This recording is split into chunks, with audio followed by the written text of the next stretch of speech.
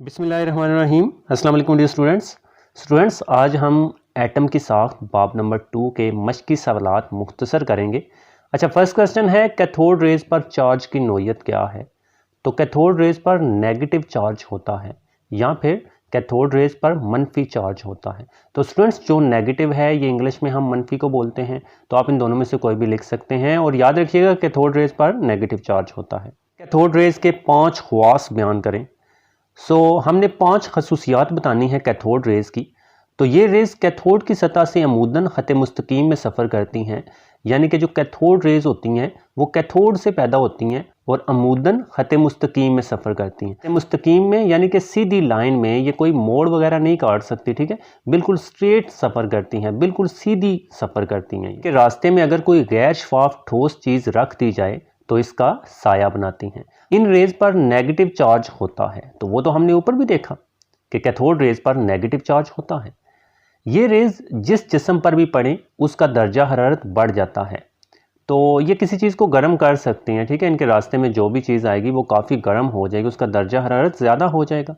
और ये रेज जब डिस्चार्ज ट्यूब की दीवारों से टकराती हैं तो उससे रोशनी पैदा होती है। डिस्चार्ज ट्यूब की दीवारों से टकरा कर फ्लैशेस या चमक पैदा करती हैं। थर्ड क्वेश्चन है, फास्फोरस आयन का एटॉमिक सिंबल दिया गया है। हमने बताना है कि आयन में कितने प्रोटॉन्स, इलेक्ट्रॉन्स और न्यूट्रॉन्स हैं। तो आयन में 15 प्रोटॉन्स हैं। सबसे पहले ये देखें, ये 15 है, ये एटॉमिक नंबर है और जितना एटॉमिक नंबर होता है उतने ही उसमें प्रोटॉन्स होते हैं। तो ये 15 प्रोटॉन्स हैं, 18 इलेक्ट्रॉन्स हैं। अच्छा, अब ये 18 कैसे हुआ? तो वो स्टूडेंट्स देखें कि पहले इसके पास 15 प्रोटॉन्स थे, यानी कि 15 इलेक्ट्रॉन्स ही थे।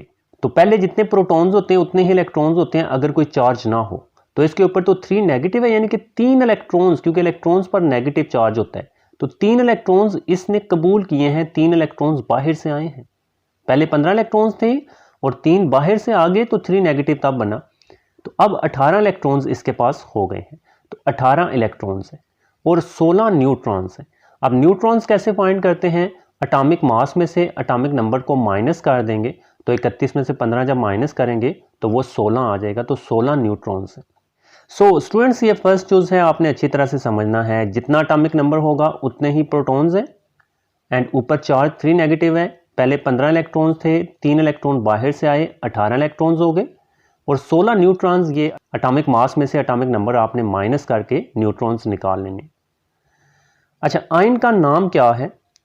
तो इस आयन का नाम फास्फाइड आयन है, ठीक है। तो ये आपने नाम याद करना है। चूंकि फास्फोरस है ना, तो फास्फोरस अगर 3 इलेक्ट्रॉन्स कबूल करेगा तो वो फास्फाइड आयन बन जाता है, P3 नेगेटिव। अच्छा, आयन की इलेक्ट्रॉनिक कन्फिग्रेशन की डायग्राम बनानी है। अब यहाँ पर स्टूडेंट्स हमने डायग्राम बनानी है, तो सबसे पहले हमें इसमें इलेक्ट्रॉन्स पता होने चाहिए, क्योंकि जब भी इलेक्ट्रॉनिक कन्फिग्रेशन करते हैं तो हमें इलेक्ट्रॉन्स की तादाद मस्ट पता होनी चाहिए। और वो तो हमने देख लिया कि इलेक्ट्रॉन्स 18 हैं। 18 इलेक्ट्रॉन्स हैं। पहले 15 थे इसके पास, 3 नेगेटिव, यानी कि 3 इलेक्ट्रॉन्स इसने कबूल कर लिए और 15 जमा 3 करेंगे तो 18 इलेक्ट्रॉन्स टोटल हो जाएंगे। इसके पास 18 इलेक्ट्रॉन्स हैं। तो अब इलेक्ट्रॉनिक कन्फिग्रेशन के लिए हमें शेल्स की तरतीब पता होना चाहिए या शेल्स के नाम वगैरह। तो के से ये स्टार्ट होते हैं जो शेल्स होते हैं, K, L, M, N and so on. अच्छा, के में इलेक्ट्रॉन्स की तादाद ज़्यादा से ज़्यादा जो समा सकती है वो हमें पता होना चाहिए। तो के में ज़्यादा से ज़्यादा 2 इलेक्ट्रॉन समा सकते हैं। एल में ज़्यादा से ज़्यादा 8 इलेक्ट्रॉन समा सकते हैं। चूँकि हमने 18 पूरे करने हैं तो के में 2 और एल में 8 आ जाएंगे। अच्छा, 2 और 8 10 हो गए। अब पीछे 8 इलेक्ट्रॉन्स बचे हैं।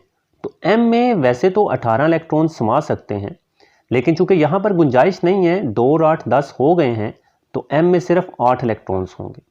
ये टोटल 18 बन गए। 2 और 8 10, 10 जमा 8 करेंगे तो 18 इलेक्ट्रॉन्स हो जाएंगे। ये इलेक्ट्रॉनिक कन्फिग्रेशन पहले हमें पता होनी चाहिए। चलें, ये हमने इलेक्ट्रॉनिक कन्फिग्रेशन इस तरह से लिख ली। अब हम इसकी डायग्राम की तरफ चलते हैं, क्योंकि क्वेश्चन में सिर्फ डायग्राम का ही बोला गया है।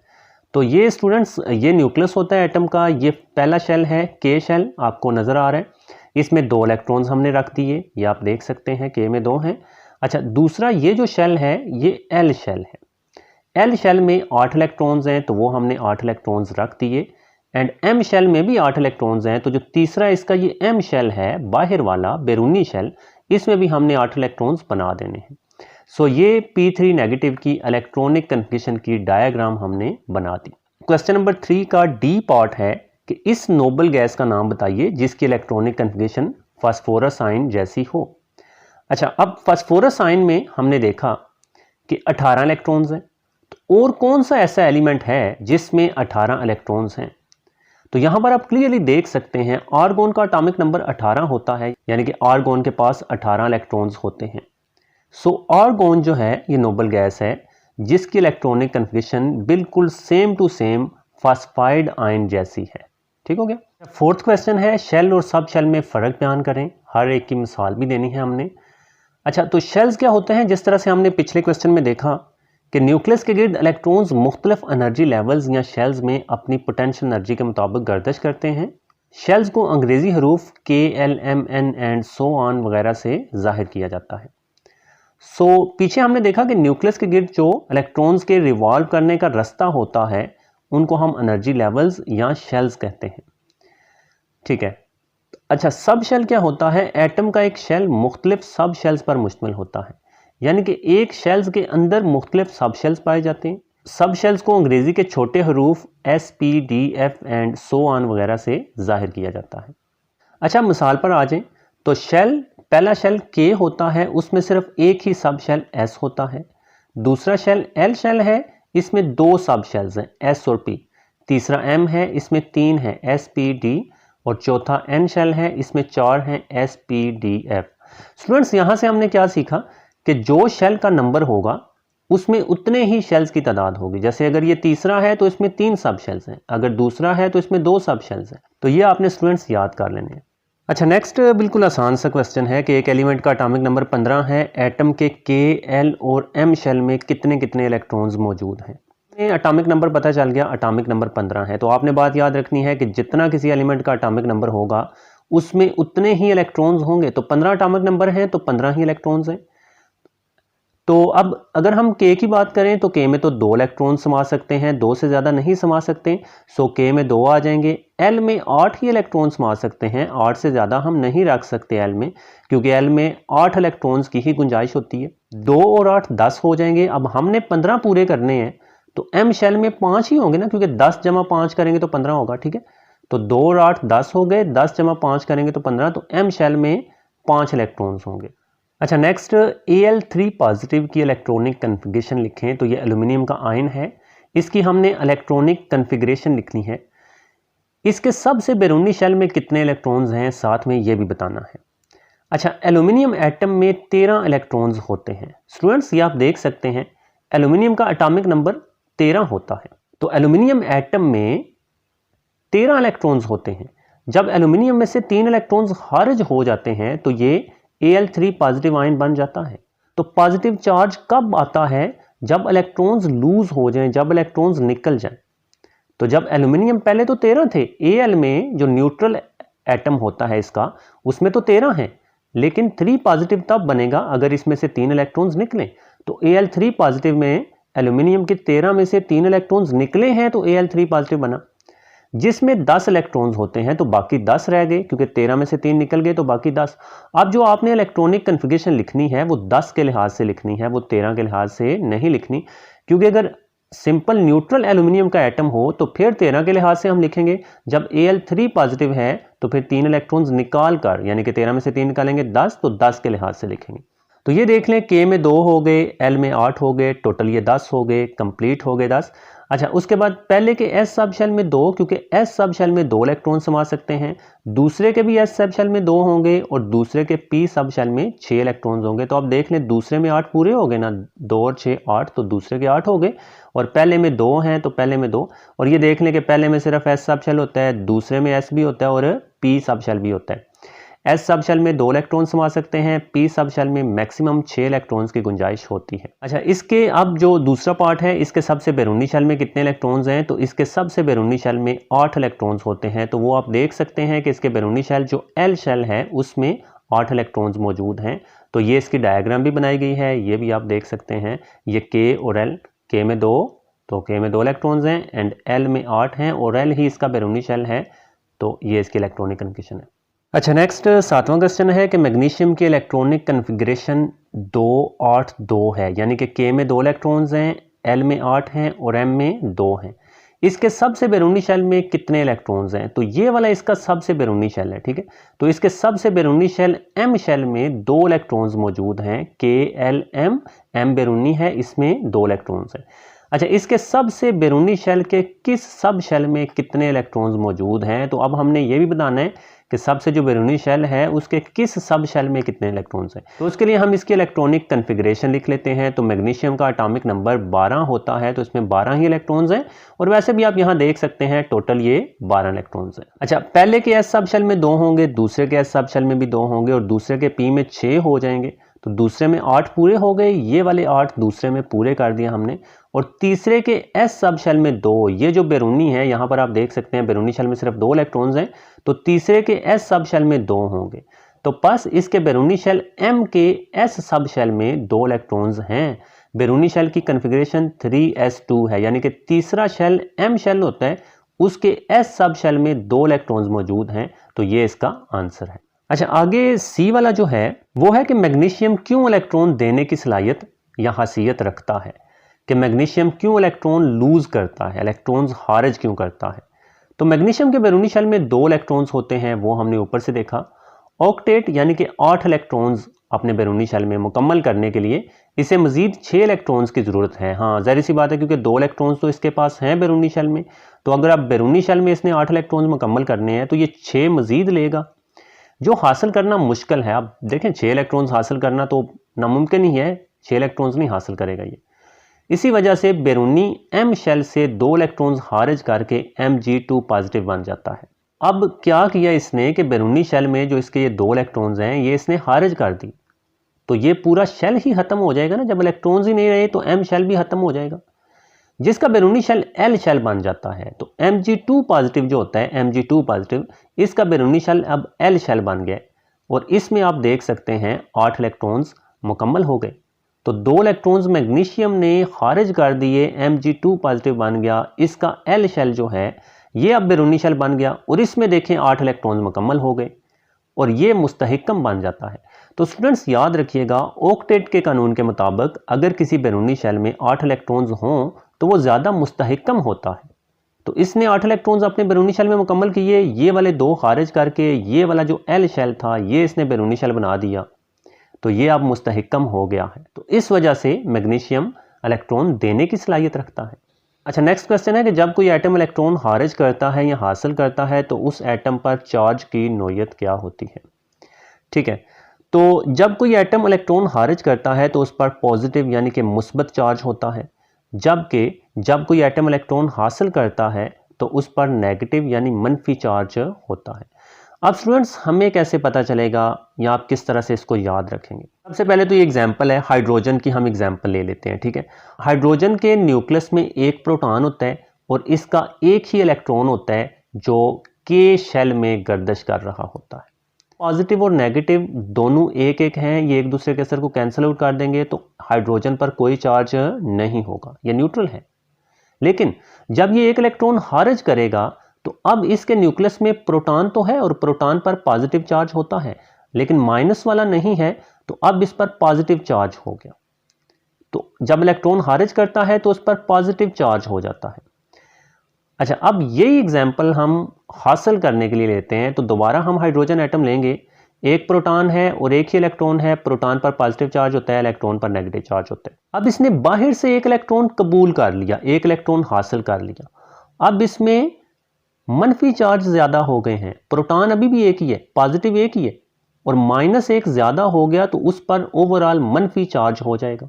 कि जब कोई एटम इलेक्ट्रॉन खारिज करे प्रोटॉन्स ज्यादा हो जाते हैं और प्रोटॉन्स पर पॉजिटिव चार्ज होता है, और जब कोई एटम इलेक्ट्रॉन हासिल करे तो उसमें इलेक्ट्रॉन्स ज्यादा हो जाते हैं और इलेक्ट्रॉन्स पर नेगेटिव चार्ज होता है, तो उस एटम पर भी ओवरऑल नेगेटिव चार्ज हो जाएगा। अच्छा, नेक्स्ट नवा क्वेश्चन है कि यूरेनियम 235 किस मकसद के लिए इस्तेमाल किया जाता है। तो यूरेनियम 235 पर सुस्त रफ्तार न्यूट्रॉन्स की बौछार की जाती है। तो यूरेनियम का न्यूक्लियस टूटकर बेरियम और क्रितान और 3 न्यूट्रॉन्स में तब्दील हो जाता है। जी हाँ, यहाँ इस इक्वेशन को देखें, ये यूरेनियम आइसोटोप है 235, न्यूट्रॉन्स की हमने बौछार की तो 2 एटमों में ये तब्दील हो गया। बेरियम और क्रिप्टॉन, और साथ में मिले 3 न्यूट्रॉन्स। ठीक है, इससे तवानाई की बहुत बड़ी मिकदार खारिज होती है और साथ में प्लस तवानाई यानी कि एनर्जी की बहुत ज़्यादा मिकदार। तो बहुत ज़्यादा मिकदार में खारिज होने वाली तवानाई बॉयलर में पानी को भाप में तब्दील करने के लिए इस्तेमाल की जाती है। फिर भाप बिजली पैदा करने के लिए टरबाइनों को चलाती है। अच्छा स्टूडेंट्स, आप याद रखिएगा कि जो स्टीम होती है, जो भाप होती है, पानी के बहारात होते हैं, उनमें बेशुमार एनर्जी होती है। तो प्रेशर कुकर से जैसे ही हम ऊपर से छोटा सा ढक्कन हटाते हैं तो बहुत तेज़ी से जो भाप है वो बाहर आता है। बॉयलर जो होते हैं उसमें पानी भरा होता है और पानी, ये जो एनर्जी खारिज होती है ये भाप में तब्दील होती है और भाप आगे बड़ी बड़ी टरबाइनें होती हैं, उन टरबाइनों के परों को घुमाया जाता है भाप की एनर्जी के साथ या उस भाप के प्रेशर के साथ। तो जब टरबाइनें घूमती हैं तो जनरेटर चलते हैं और जनरेटरों के चलने से बिजली पैदा होती है। अच्छा, एक मरीज़ को ग्विटर है, इसकी तशखीस कैसे करेंगे? तो ग्विटर की तशखीस के लिए आयोडीन का आइसोटोप्स I-131 इस्तेमाल किया जाता है। आयोडीन 131 बतौर ट्रेसर इस्तेमाल होता है। अच्छा, ट्रेसर का मतलब क्या है? यानी कि हमने तशखीस करनी है, इलाज नहीं करना, हमने पता लगवाना है। तशखीस का मतलब क्या होता है? गैस करना, पता लगवाना कि ये बीमारी है या नहीं। तो उसके लिए हम आयोडीन 131 बतौर ट्रेसर इस्तेमाल करते हैं। सो ट्रेस करने के लिए ग्विटर की बीमारी को हम आयोडीन आइसोटोप I-131 इस्तेमाल करते हैं।